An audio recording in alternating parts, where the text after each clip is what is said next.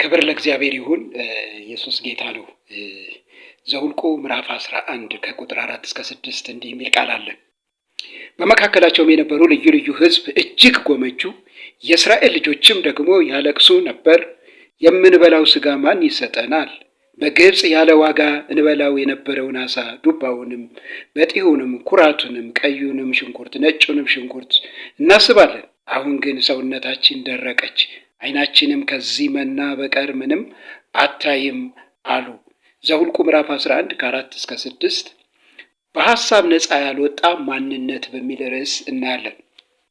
እዚህ ጋር እንግዲህ እንደምንመለከተው በመጽሐፍ ቅዱስ እስራኤላውያን ከግብፅ ከ430 ዓመት ከባርነት ሕይወት ነፃ ከወጣ በኋላ ቀይ ባህርን ተሻግሮ ወደ ተስፋይቱ ምድር ጉዞ እያደረገ ባለበት ሰዓት ይህ ሕዝብ እንግዲህ አስቀድሞ ከፈርዖን ባርነት ነፃ የወጣው እግዚአብሔር በሙሴ በኩል ሲጠራው ያመልከኝ ዘንድ ሕዝቤን ልቀቅ ብሎ ነው። ለአምልኮ የተጠራ ሕዝብ ነው። ለአምልኮ የተጠራ ሕዝብ ደግሞ ሊያመልከው የሚችለው ቅዱስ የሆነውን እግዚአብሔርን ነው። እኔ ቅዱስ ነኝና በኑሯችሁ ቅዱሳን ሁኑ ብሎ ጌታ ኢየሱስ ክርስቶስ እንደነገረን ቅድስና ያስፈልጋል። ቅድስና ማለት መለየት ነው። ቀድሞ ከነበረበት ይኖርበት ከነበረው ሕይወት ወጥቶ ለአዲስ ሕይወት ለአዲስ ተስፋ እግዚአብሔርን መልክ እየመሰለ የልጁን መልክ እየመሰለ መኖር የሚችልበት የአምልኮ ሕይወት ነው። ስለዚህ ለዚህ ሕይወት ተጠርቶ ሳለ እስራኤል ነገር ግን ከግብፅ ቀይ ባህርን ተሻግሮ ወደ ተስፋይቱ ምድር ጉዞ ላይ በነበረበት ሰዓት ነው እንግዲህ ይሄ ክስተት የተፈጸመው። እንደ አጋጣሚ እስራኤላውያን ሲወጡ አብረዋቸው ይኖሩ የነበሩ ልዩ ልዩ የአሕዛብ ቅይጥ የአሕዛብ ወገኖች አብረዋቸው ተከትለው ወጥተው ነበረ። እነዚህ ማህበረሰብ እግዚአብሔርን አያውቁትም፣ ማንነቱን አያውቁትም። ስለ እግዚአብሔር ማንነት ስለ እግዚአብሔር ባህሪ ጠንቅቀው የማያውቁ ስለሆነ እነዚህ ሰዎች አብረዋቸው መምጣታቸው ከጥቅማቸው ጉዳታቸው ያመዝናል። ለዚህ ነው መጽሐፍ ቅዱስ ከማያምን ጋር በማይመች አካሄድ አትጠመድ የሚለው። ስለዚህ እነዚህ ሰዎች መምጣታቸው ቀይ ባህርን ተሻግረው ጉዞ ላይ ባሉበት ሰዓት እግዚአብሔር ከሰማይ መና እያወረደ ሲመግባቸው መና ሰለችን ወደ ማለት ቅሬታ ወደ ማቅረብ ሐሳቤ ውስጥ ሲገቡ ነው የምናየው።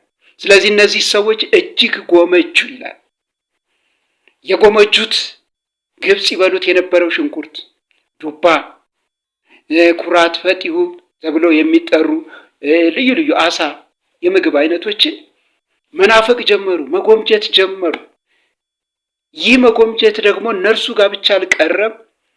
ተስፋ ቃል የነበረው ተጠርቶ የመጣው እስራኤላዊ ውስጥም ይህ መጎምጀት እንዲገባ ምክንያት ሆኑ። ስለዚህ እነዚህም ሰዎች ምን አሉ? መና ሰለችን። ስለዚህ የምንበላው ዓሣ ነው የምንበላው መና ሰውነታችን በእርሱ ምክንያት ደረቀ። ዓይናችን ሁልጊዜ የሚያየው ይህንን መና ብቻ ነው።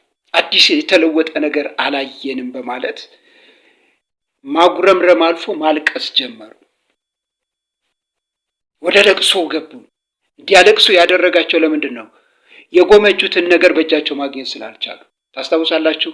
ሔዋን በእባብ አማካኝነት በእውኑ እንዳትበሉ እግዚአብሔር አዟልን ብሎ በተናገራት ጊዜ እግዚአብሔር ሁሉን ነገር ፈቅዷል፣ ነገር ግን መልካምና ክፉ የምታሳውቀውን ዛፍ እንዳትበሉ፣ እሱም በበላችሁ ቀን ሞትን ትሞታላችሁ ብሎናል ብላ በነገረችው ጊዜ ምንድን ነው ያላት? አዎ እንደ እግዚአብሔር መልካምና ክፉን ስለምታውቁ ዓይናችሁ እንደሚከፈት ስላወቀ ነው የከለከላችሁ ብሎ እንድትጎመጅ ሲያደርጋት እናያለን። ለመብላት ያማረ ለዓይንም እንደሚያስጎመጅ ለጥበብ መልካም እንደሆነ ባየች ጊዜ ቆረጠችና ምን አለች? በላች ይላል። ወደ ድርጊት ሄደች።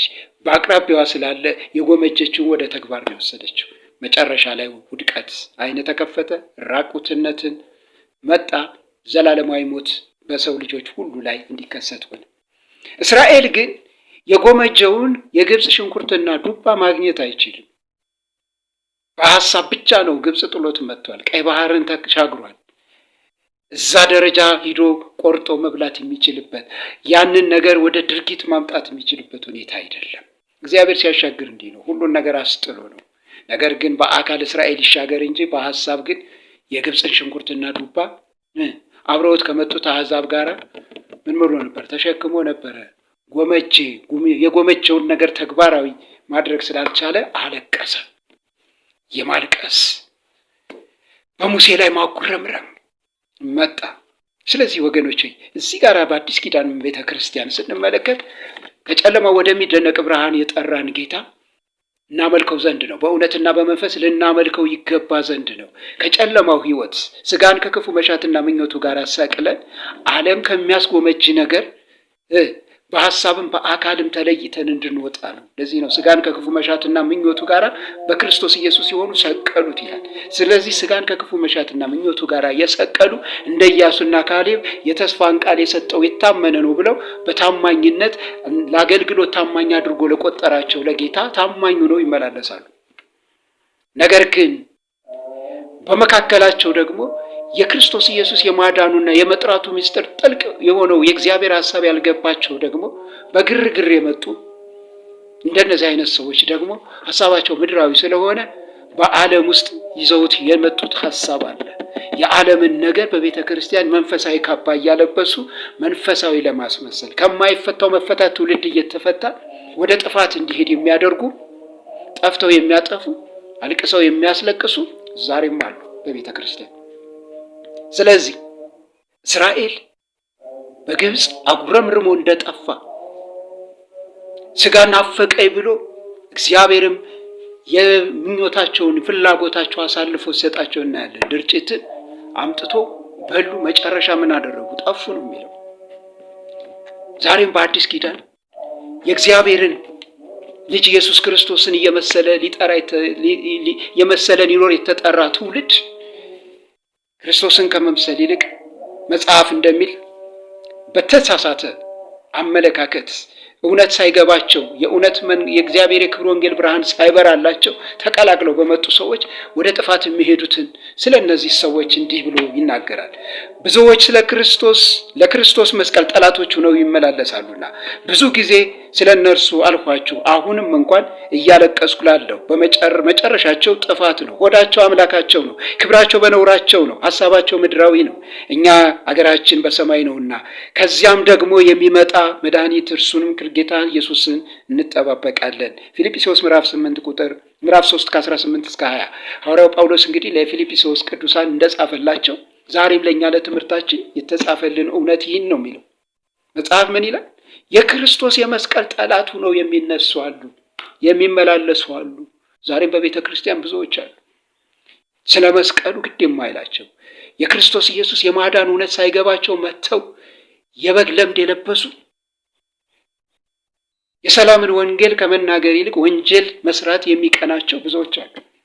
ወንጀል ሰርተው ወንጀል የሚያበረታቱ በወንጀል ስራ ደቀ መዝሙርን የሚያበዙ ብዙዎች አሉ። እነዚህ ሰዎች ምንድነው ዓላማቸው ሲባል ሆዳቸው አምላካቸው፣ ክብራቸው በነውራቸው፣ ሐሳባቸው ምድራዊ፣ ትምህርታቸው፣ ስብከታቸው ሁሉ የሚያነጣጥረው እዛ ጋር ነው። ሆዳቸው አምላካቸው ነው።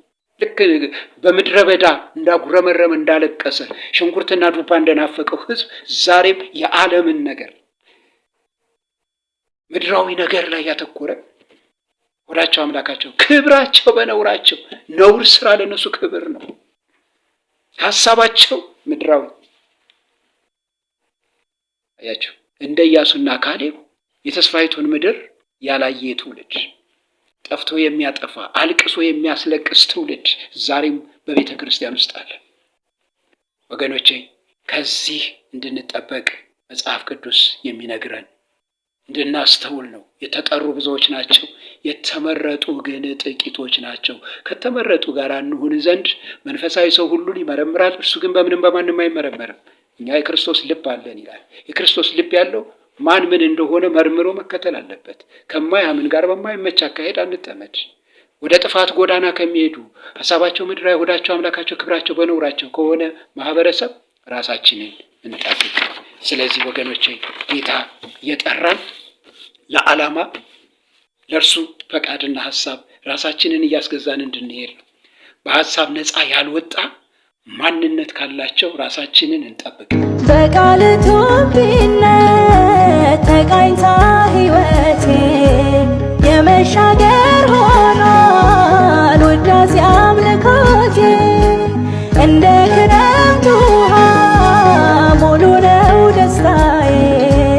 የሚያስጨንቀኝን ሁሉን ባንተ ጥዬ እግዚአብሔር አለኝ ምን ያስጨንቀኛል? እግዚአብሔር አለኝ ማን ይቃወመኛል? ጥሎ ስለማይጥል የያዘኝ መዳፍ አልሰጋም በጭራሽ የዚህን ዓለም ሰልፍ። ጥሎ ስለማይጥል የያዘኝ መዳፍ አልሰጋም በጭራሽ የዚህን ዓለም ሰልፍ።